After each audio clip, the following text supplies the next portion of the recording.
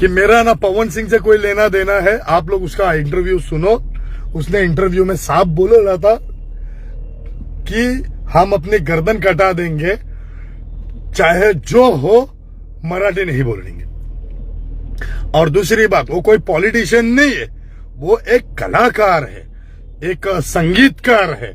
उस संगीतकार को ऐसी शब्दों का प्रयोग नहीं करना चाहिए, इसलिए कि उसके गानों को मराठी के कुछ लोग सुनते हैं, उत्तर प्रदेश के कुछ लोग सुनते हैं, हम यूपी के रहने वाले बंबई में रहते हैं, हम सुनते हैं।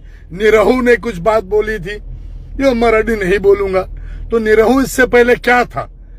उसका एक गाना मुझे याद है, तुमको गा के बताता हूं, बहुत पहले की बात है।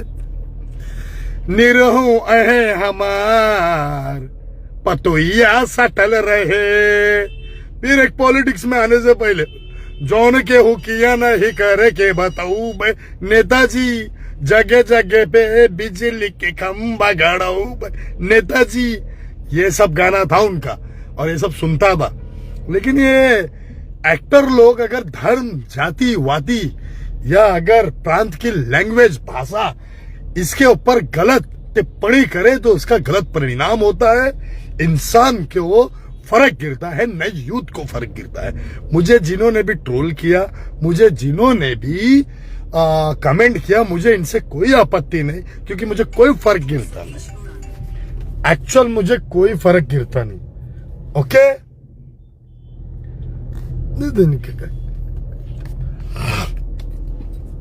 मेरा विशाल सिंह के लिए जो जवाब था एक कायम है।